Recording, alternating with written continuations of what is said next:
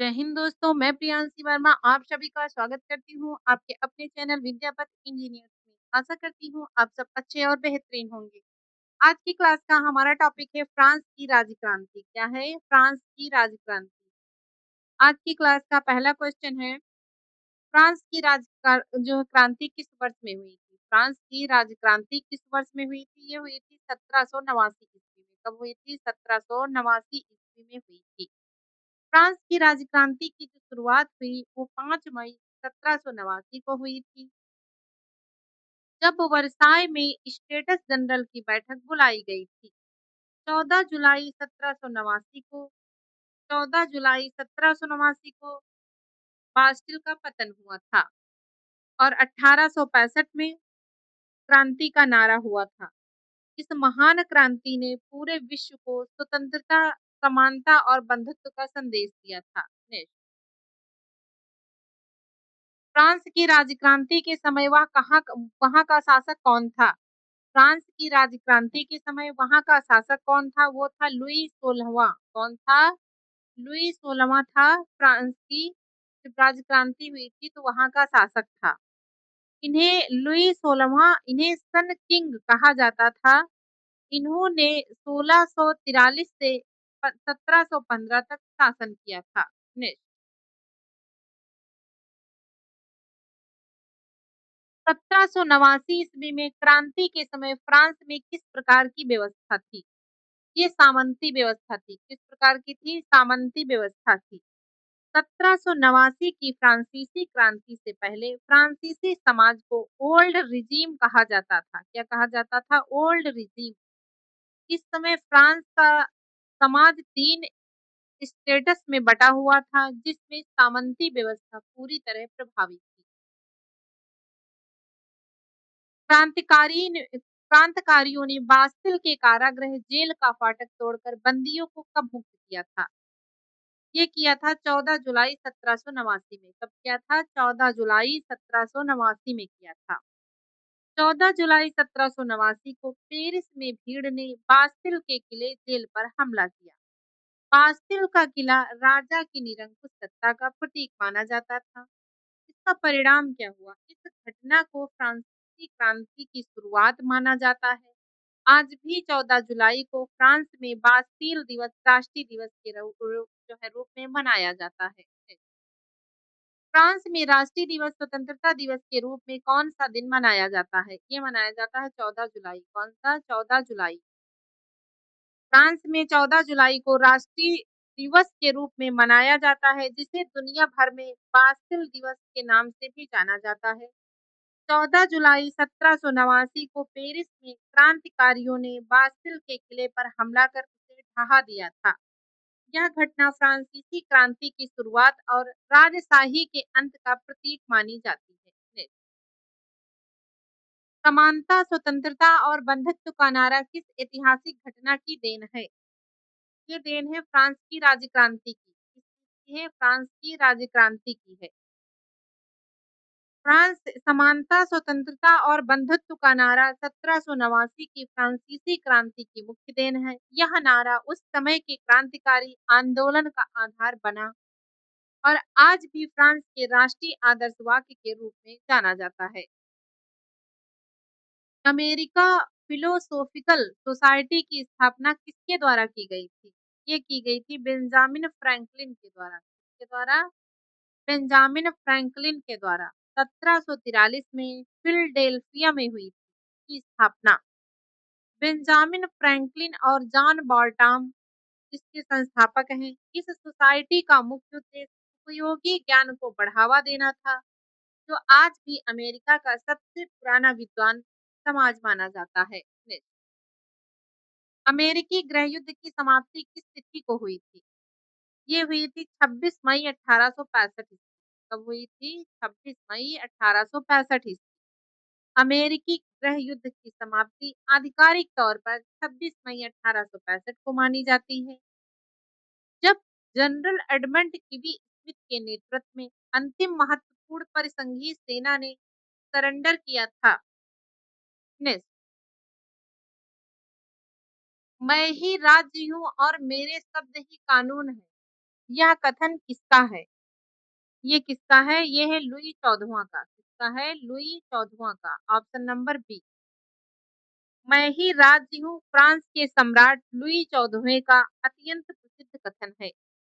वह एक पूर्णतः निरंकुश और स्वेच्छाचारी शासक था। वह राजाओं के दैवीय अधिकार के सिद्धांत में विश्वास करता था, जिसके तहत वह खुद को ही राज्य कानून का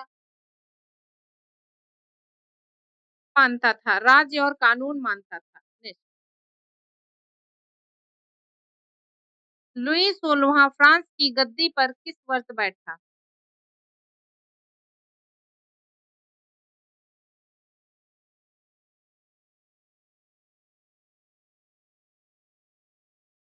लुई 16वां फ्रांस की गद्दी पर किस वर्ष बैठा? ये बैठा 1774 ईस्वी में। कब बैठा? 1774 ईस्वी में बैठा। लुई 16वां 10 मई 1774 को फ्रांस के सिंहासन पर बैठा। वह फ्रांस के बोरबान राजवंश से संबंधित था। उसके शासनकाल के दौरान ही वर्ष 1789 में ऐतिहासिक फ्रांसीसी क्रांति हुई थी। नेक्स्ट। लुई 16वां की पत्नी मेरी एंतोवानेट किस देश की राजकुमारी थी? किस देश की थी? वो ऑस्ट्रिया की राजकुमारी थी। कहाँ की थी? ऑस्ट्रिया की। मेरी एंतोवानेट का जन्म वियना ऑस्ट्रिया में हुआ था। वह ऑस्ट्रिया के शासकों की बेटी थी। उनका विवाह फ्रांस के राजा लुई 16वें से हुआ था। वह फ्रांस की अंतिम रानी थी। नेक्स्ट। फ्रांस की क्रांति के समय टीथे किस प्रकार का कर था? फ्रांस की क्रांति के समय जो टीथे था वो किस प्रकार का कर था? वो एक धार्मिक कर था। कौन-सा कर था? धार्मिक कर था। तीथे चर्च द्वारा माना जाने वाला एक धार्मिक कर था। यह आम तौर पर कृषि उपज के 1/10वें हिस्से के बराबर होता था। यह तीसरी संपत्ति के किसानों को पादरी द्वारा दी गई थी। नेक्स्ट। 100 चूहों की अपेक्षा एक सिंह का शासन उत्तम है। यह उक्ति किसकी है? यह है वॉल्टेयर की। किसकी है? यह वॉल्टेयर की है। प्रसिद्ध फ्रांसीसी दार्शनिक वॉल्टेयर ने कहा था, मैं 100 चूहों की बजाय एक शेर द्वारा शासित होना पसंद करूंगा। यह कथन निरंकुशता के बजाय एक प्रबुद्ध और शक्तिशाली शासक के प्रति उनकी प्राथमिकता को दर्शाता है। नेक्स्ट। प्रसिद्ध पुस्तक सोशल कॉन्ट्रैक्ट की रचना किसने की? ये की रूसो ने। किसने की थी? रूसो ने की थी। सोशल कॉन्ट्रैक्ट पुस्तक का नाम था। लेखक थे ज्या जैक रूसो। कौन थे? ज्या जैक रूसो रूसो थे। नेक्स्ट। कानून की आत्मा नामक पुस्तक के लेखक कौन है, जिसमें सरकार के अंगों को अलग अलग रखने शक्ति पृथक्करण का सिद्धांत दिया गया है? ये है मॉन्टेस्क्यू। कौन सा है? मॉन्टेस्क्यू है। कानून की आत्मा प्रसिद्ध फ्रांसीसी दार्शनिक बायरन डी मॉन्टेस्क्यू द्वारा 1748 में प्रकाशित की गई थी।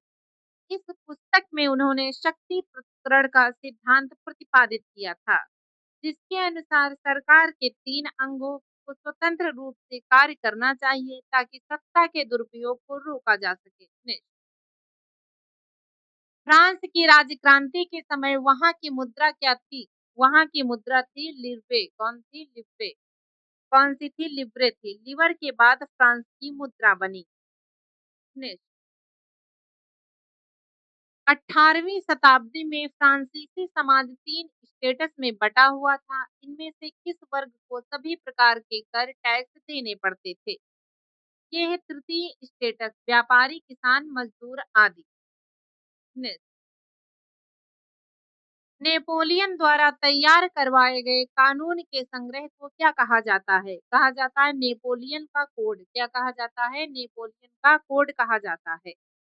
जन्म के आधार पर मिलने वाले विशेषाधिकार समाप्त किए गए। कानून के सामने सबको बराबर माना गया। नील नदी के युद्ध में नेपोलियन को किस अंग्रेजी जहाजी बेड़े के नायक के हाथों बुरी तरह पराजित होना पड़ा था? वो है नेल्सन। कौन है? नेल्सन है। नील नदी के युद्ध जो 1798 में हुआ था, में ब्रिटिश नौसेना के नायक एडमिरल हिरोशियो नेल्सन ने नेपोलियन बोनापार्ट के फ्रांसीसी बेड़े को पूरी तरह पराजित किया था। 1813 ईस्वी में यूरोप के राष्ट्रों ने मिलकर नेपोलियन को लिप्सिक नामक स्थान पर हराकर बंदी के रूप में किस टापू पर भेज दिया था? ये भेजा था एल्बा। कौन से टापू पर? एल्बा टापू पर। मित्र राष्ट्रों की सेना ने नेपोलियन को 18 जून 1815 ईस्वी को किस प्रसिद्ध युद्ध के अंतिम रूप में पराजित किया? ये वाटरलू के युद्ध में। कौन से युद्ध में? वाटरलू के युद्ध में। वाटरलू के युद्ध में हार के बाद नेपोलियन को बंदी बनाकर किस द्वीप पर भेज दिया गया, जहां 1821 ईस्वी में उसकी मृत्यु हो गई? यह सेंट हेलेना द्वीप। कौन सा था? सेंट हेलेना द्वीप। इतिहास में नेपोलियन को किस अन्य उपनाम से भी जाना जाता है? यह जाना जाता है मैन ऑफ डेस्टिनी। किस नाम से? मैन ऑफ डेस्टिनी नाम से जाना जाता है। नेपोलियन के पतन का मुख्य कारण उसका किस देश पर आक्रमण करना था?